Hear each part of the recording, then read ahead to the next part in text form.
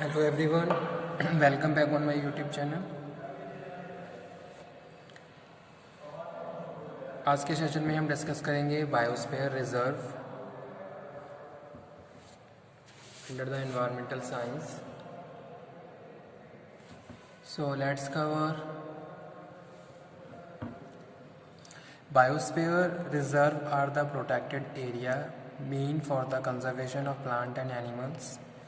The area which is covered and restricted by the government, that area is known as biosphere reserve, and there are certain objective behind this for the conservation and the preservation of the natural resources as well as the plant and animals.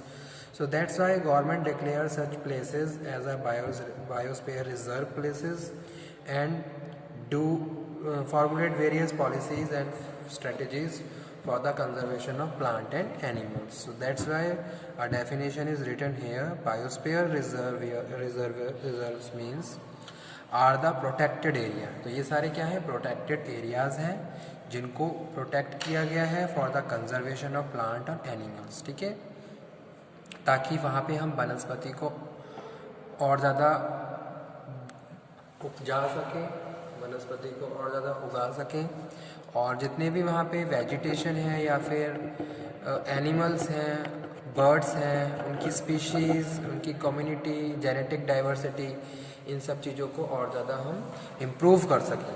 तो इसके लिए government ने कुछ area define करे हैं और उनको reserve कर लिया। ठीक है, तो it also restore the traditional life of the tribals living in that vicinity. They conserve the biodiversity of the that area. Okay, अगर हम इंडिया की बात करते हैं, there are 18 biosphere reserve in India established by the government that protect large area of natural habitats. ठीक है, यानी कि एक तरीके से जो 18 बायोस्फीयर रिजर्व इंडिया में गवर्नमेंट ने डिक्लेयर करे हैं, इनमें हम लार्ज नंबर पे जो नेचुरल हैबिटेट है इनको प्रोटेक्ट कर रहे हैं और कंजर्व कर रहे हैं। तो इसके लिए गवर्नमेंट ने प्रिस्क्राइब अथॉरिटीज़ को भी असाइन किया है और रूल्स एंड रेगुलेशन बनाए गए हैं, और उनको प्रॉपरली इम्प्लीमेंट करते हुए हम वहाँ पे प्रॉपर जो भी प्रैक्टिसेस हैं उनको फॉलो कर रहे हैं। तो there are 18 places for the conservation and protection of the plant and animals. These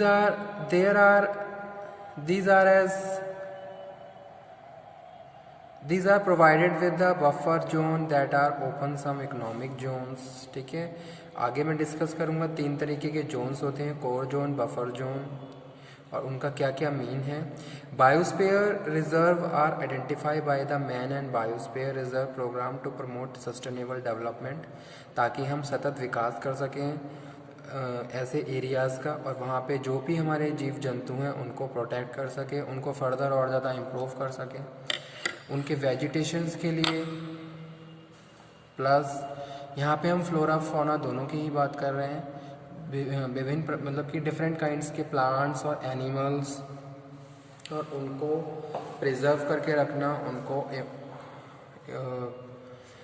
protect करना, ताकि आने वाली जनरेशन्स के लिए बहुत सारे ऐसे रिसोर्सेज अवेलेबल हों जो कि आज के टाइम में बहुत ज़्यादा स्केयर हैं।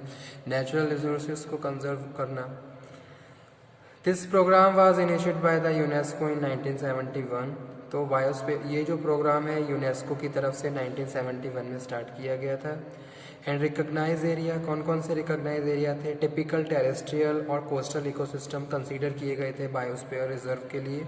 ठीक है, तो वर्ल्ड मोस्ट टिपिकल टेरेस्ट्रियल और कोस्टल इकोसिस्टम, टेरेस्ट्रियल इकोसिस्टम और कोस्टल इकोसिस्टम, यानी कि जो समुद्र है, सी के आसपास का जो एरिया है स्पेशलाइज किया गया बायोस्फीयर रिजर्व के लिए, और टेरेस्ट्रियल इकोसिस्टम की यहाँ पे हम बात कर रहे हैं। Approaches live and work harmony with the nature. ठीक है, इसके पीछे क्या अप्रोच थी कि we have to make a harmonious relation with our natural resources और द एनवायरनमेंट, ताकि हम उसकी इम्पॉर्टेंस को समझ सकें, इकोनॉमिकली उसको प्रॉपरली यूज़ कर सकें, वहाँ पे सस्टेनेबल डेवलपमेंट हो सके, ताकि और आने वाले टाइम में हम बहुत सारी चीज़ों को यूटिलाइज कर सकें।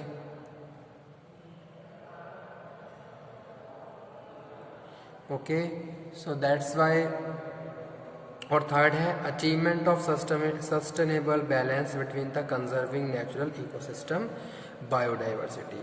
और जो थर्ड क्या है वो है सतत विकास और उसको बैलेंस करके चलना, ताकि हम जो नेचुरल इकोसिस्टम है उसको बैलेंस कर सकें, उसको मैनेज कर सकें। ओके, उसके बाद यहाँ पे हम डिस्कस कर रहे हैं there are 3 biosphere reserve zone.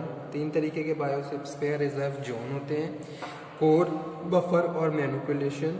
Core जो एरियाज होते हैं वो लीगली प्रोटेक्टेड होते हैं, वहाँ human intervention strictly so there are 3 biosphere reserve zone. First one है कोर जो एरियाज होते हैं, जो कोर बायोस्फीयर जो रिजर्व हैं, ये लीगली प्रोटेक्टेड एरिया हैं। गवर्नमेंट ने इनको लीगली प्रोटेक्टेड अनाउंस कर दिया गया है, जहाँ ह्यूमन इंटरवेंशन स्ट्रिक्टली प्रोहिबिटेड है। आप ठीक है। सेकंड जो है बफर जो एरिया होता है वो सराउंडिंग एरिया है कोर का, इसको हम area surrounding for core zone बोलते हैं। यहाँ पे ओनली जो ह्यूमन आवाजाही है वो किसके लिए है, रिसर्च एंड डेवलपमेंट के लिए, या फिर कोई एजुकेशन से रिलेटेड कोई वर्क है, या फिर अदर एक्टिविटीज़, और अदर एक्टिविटीज़ के लिए यहाँ पे परमिशन नहीं है। Okay, for the specific purpose which are related to research and development and education you can enter and complete your objective which are related to this type of practices, otherwise it is also strictly prohibited। okay, और third one क्या है, manipulation है। तो manipulation में यहाँ पे हम बात कर रहे हैं पेरिफेरल एरिया रिजर्व फ्रॉम जो ह्यूमंस के लिए है, उनकी एक्टिविटीज़ के लिए, क्रॉपिंग के लिए, रिक्रिएशन के लिए, फॉरेस्ट्री के लिए और टूरिज्म के लिए भी। जो बफर एरिया है ये भी मे भी कंसीडर किया जा सकता है टूरिज्म के लिए। ओके, तो ये यहाँ पे हम डिस्कस कर रहे हैं। उसके बाद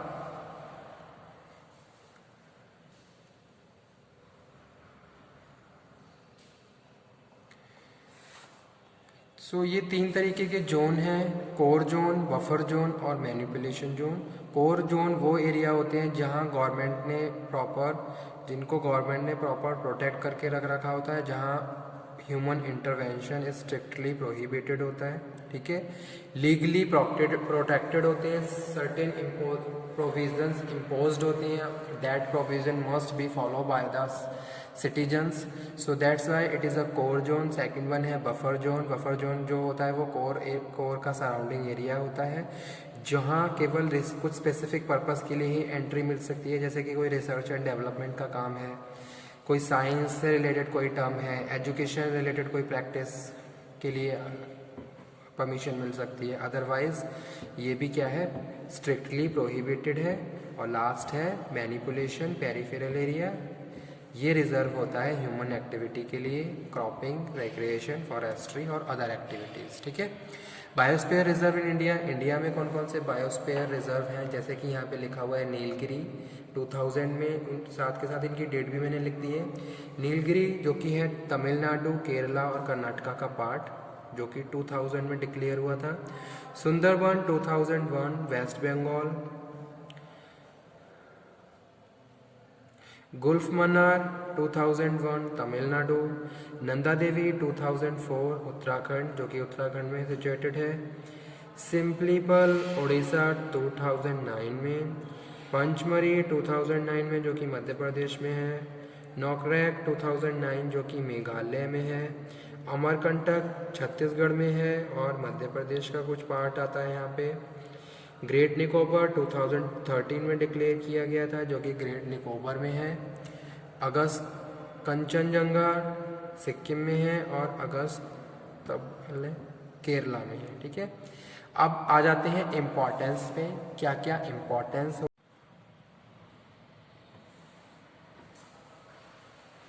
सो फर्स्ट इम्पोर्टेंस है conservation for species, their community, their population, ecosystem, different type of ecosystem,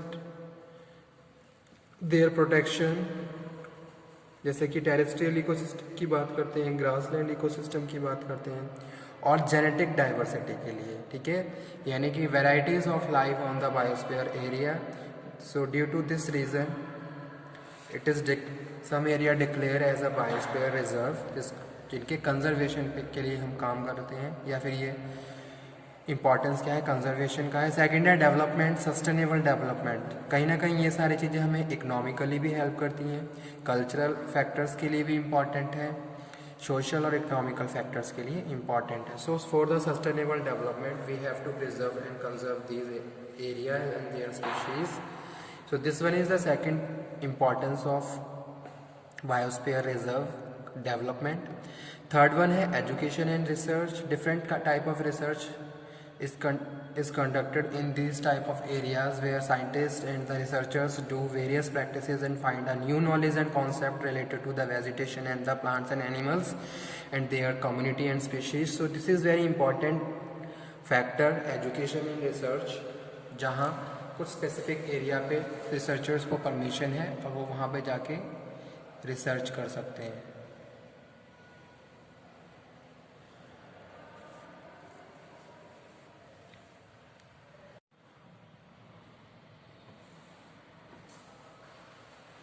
so first importance है conservation for species, their community, their population, ecosystem, different type of ecosystem,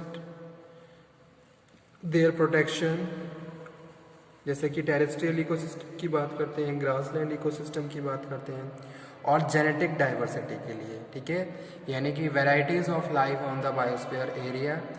so due to this reason it is some area declare as a biosphere reserve, जिनके conservation के लिए हम काम करते हैं, या फिर ये इम्पॉर्टेंस क्या है कंजर्वेशन का है। सेकेंड है डेवलपमेंट, सस्टेनेबल डेवलपमेंट। कहीं ना कहीं ये सारी चीज़ें हमें इकोनॉमिकली भी हेल्प करती हैं, कल्चरल फैक्टर्स के लिए भी इम्पॉर्टेंट है, सोशल और इकोनॉमिकल फैक्टर्स के लिए इम्पॉर्टेंट है। So for the sustainable development we have to preserve and conserve these area and their species.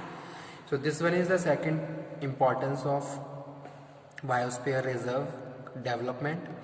Third one है education and research. Different type of research is conducted in these type of areas where scientists and the researchers do various practices and find a new knowledge and concept related to the vegetation and the plants and animals and their community and species. So this is very important factor, education and research, जहाँ कुछ specific area पे researchers को permission है और वो वहाँ पे जाके रिसर्च कर सकते हैं।